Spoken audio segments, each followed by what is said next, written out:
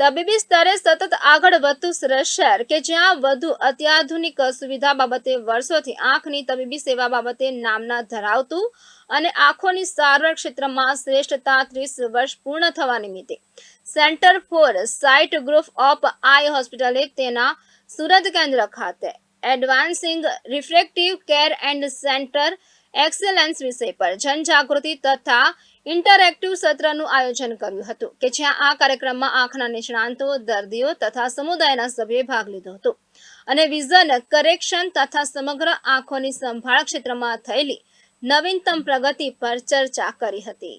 આજે આ પ્રેસ કોન્ફરન્સનું આયોજન થયું છે અહીંયા સુરત ખાતે સિલ્ક સર્જરીના પ્રમોશન માટે। સિલ્ક એ થતી એલિટા મશીન જોન્સન એન્ડ જોન્સનનું મશીન છે જેના દ્વારા થતી રિફ્રેક્ટિવ સર્જરી છે અને એ ખૂબ જ નાના કાપા દ્વારા થતી રિફ્રેક્ટિવ સર્જરી છે। આંખના ચશ્માના નંબરો ઉતારવા માટે થતી સર્જરી છે।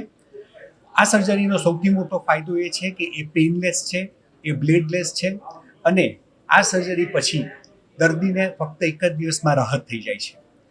આ સર્જરીનો મોટો ફાયદો એ છે કે એ કોર્નિયાનું રીશેપિંગ એટલે કે કીકીનો આકાર બદલીને સર્જરી કરવામાં આવે છે અને આ સર્જરી દ્વારા આપણે ચશ્માના વધારે નંબરો પણ ઉતારી શકીએ છીએ।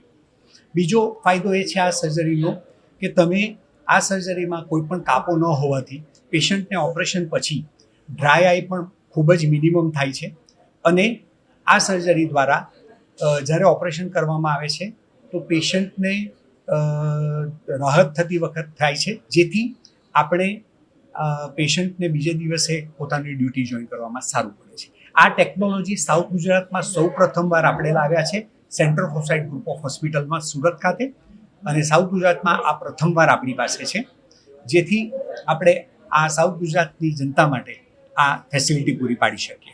18 થી 40 વર્ષની વચ્ચેનું એજ ગ્રુપ આ સર્જરી માટે સારામાં સારું હોય છે કારણ કે 18 વર્ષ પછી નંબર સ્ટેડી થાય તો આ સર્જરી કરાવી શકાય।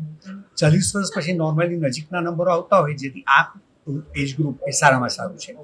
ડિસએડવાન્ટેજમાં આમ નોર્મલી કોઈ નથી હોતા પણ જે લોકોની કીકી પાતળી હોય અથવા તો જે લોકોને કીકીનો કોઈ રોગ હોય અથવા બીજા કોઈ આંખના રોગો હોય એ લોકોના માટે આ સર્જરી અમે બહુ એડવાઇસ નથી કરતા હોતા।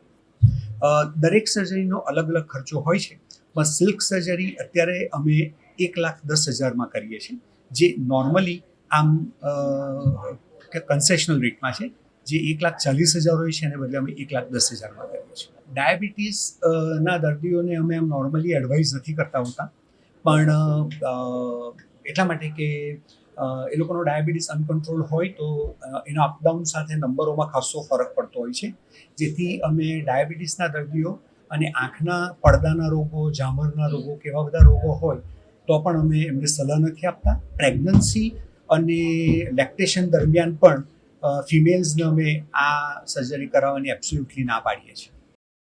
आजकल बच्चों में हर बच्चे में हम देखते हैं कि बहुत छोटी उम्र से चश्मे के नंबर आ रहे हैं, स्पेशली माइनस के नंबर्स। इसका सबसे मुख्य कारण ये है कि आजकल सब बच्चे स्क्रीन पे होते हैं, कोई बाहर जाने को रेडी नहीं है, बाहर जाने को खेलने को रेडी नहीं है। तो मेन जो हम कर सकते हैं आजकल के बच्चों के लिए, सबसे पहले उनका स्क्रीन टाइम हमें कम करना है। स्पेशली जो पास से देखते हैं, मोबाइल्स हो गए, आईपैड्स हो गए, अगर कुछ देखना भी है तो हम प्रेफर करते हैं कि बच्चा टीवी देखे, वो भी 30 मिनट से ज़्यादा नहीं।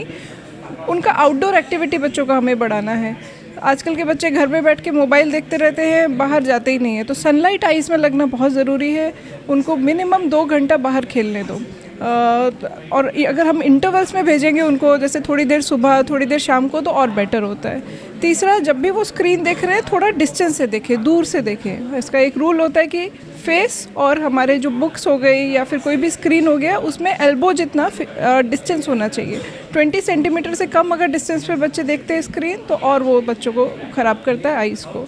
तो ये 3 है। आउटडोर एक्टिविटी बहुत ज़रूरी है, स्क्रीन टाइम कम कीजिए और एडिक्वेट डिस्टेंस रखिए बच्चों के मतलब बुक्स के बीच में।